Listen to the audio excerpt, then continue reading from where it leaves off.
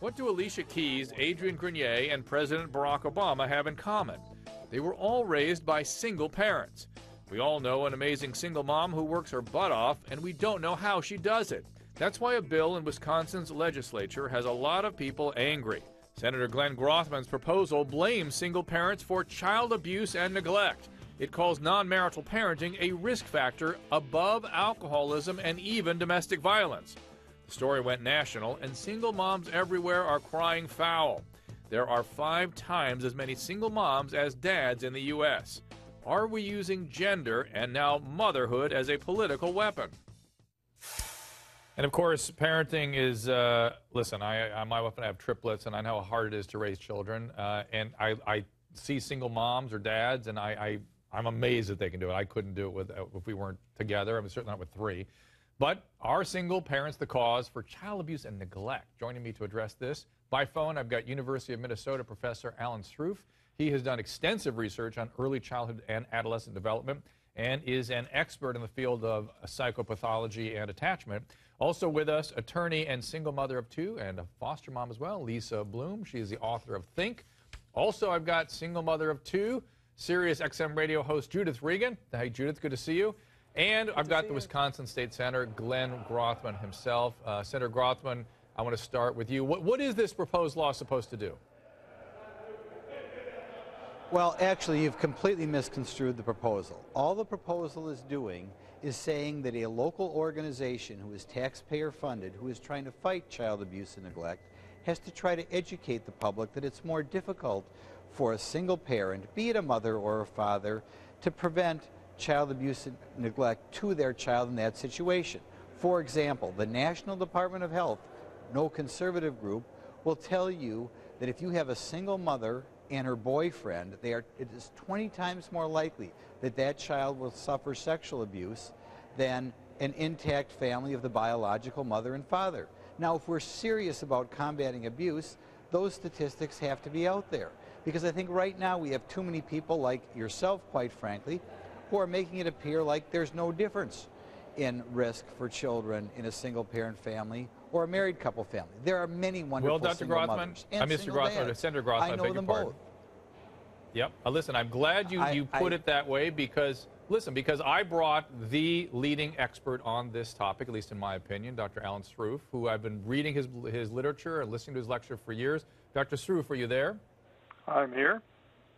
Okay, are you hearing this controversy? And I don't know what you're going to say, but I would love you to ring in on this. What is the data? Are we just looking at distressed families, or is it really a problem of single parent?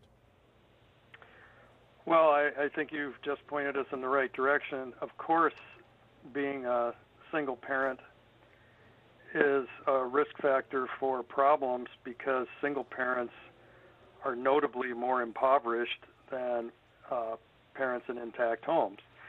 And in fact, in our study, once you control for level of poverty, single parent or married parent doesn't show up as much of a factor in predicting child abuse.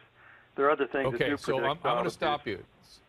I'm going to stop you. So, Senator Grothman, that's why I'm concerned about this. So we have the data that suggests it's really not about the single parenting.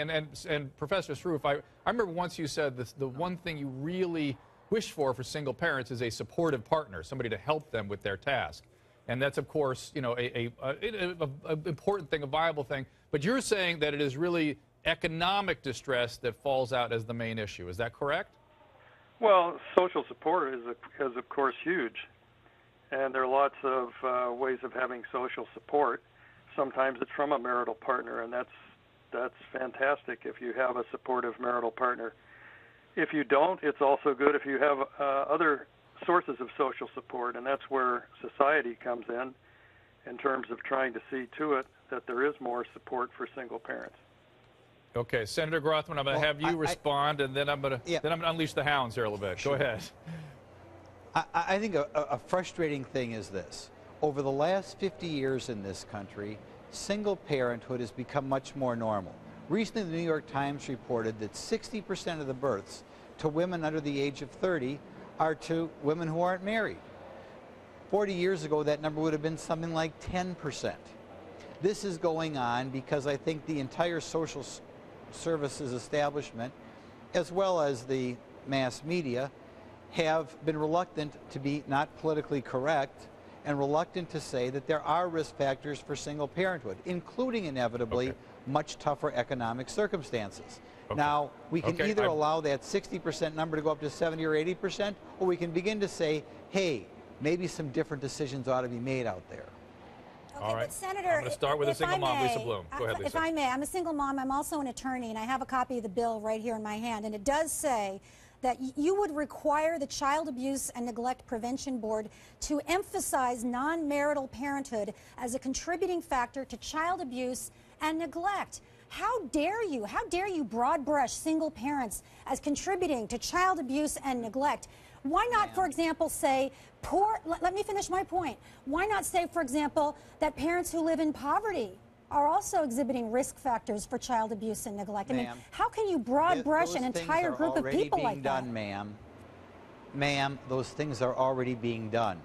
But right now, in this country, a child born to a child living with a mother and a boyfriend, for example, is 20 times more likely to be a victim of sexual abuse than a child living with its mother and father. And look, there are and many if other risk someone is factors sexually as well, abusing and a those risk child, we factors already are have currently laws being to protect them. You don't need to broad brush an entire category of hardworking people. Gotcha. Let me go out to Judith Reagan, who's not had a chance to ring in here yet. Judith, go ahead. What do you got? You know what? I don't understand any of this. I raised 2 children by myself. I was an unwed mother in my 20s. I had no money. And the biggest problem I had in my life was the men. They were actually an impediment to raising my children successfully. That is very true, ma'am. They dragged me through the courts. Very true. They made it very difficult for me. And it's not just an issue of money. My grandmother, who came to this country as an indentured servant, who had no money, no education, couldn't write her own name, successfully raised 9 children, principally by herself, was a woman of tremendous integrity and honor and love, and taught each of her children how to love and how to be a fully functioning human being. I think that it is outrageous to blame the women. Go ahead. Well, should we blame the men? Should we start talking about the men? No, listen, I think if you want to target anybody, if you want to target any gender, it should be the men who walk out on these women. If 60% of the women are raising children by themselves, why aren't you targeting the men? Why aren't you going after them? Why are you taking all of these women across the country who are hardworking, who are doing all the work? We are pointing out, ma'am, that it is true that if you have a single mother, the men in her life will not be as connected. How about the single fathers? Where are the fathers? Children. Where are the inseminators? They are Why aren't you targeting them? Well. Why are you going after the women? The point. Ma'am, why are you targeting the mothers? The mothers are the ones that do all the work. The reason we have a problem here is that if you have a single mother, the men in her life are going to be less devoted to the child. That's where a lot of the sexual abuse comes from. And people have to be conscious of the fact that if a mother is raising her children, unrelated men in her life are much more likely to be sexually abused. Everybody, I got to take a break. Lisa, I got to take a break. We will continue the conversation about, as Judith says, the inseminators. I'll remind you, we are live tonight. Senator, I really thank you for bearing up under this conversation, because it's obviously a hot button item for the women that are dealing with this. And I think we may be on to something, Senator, because really we got to raise our men to do a certain thing here and maybe not single out the women. I think you would agree.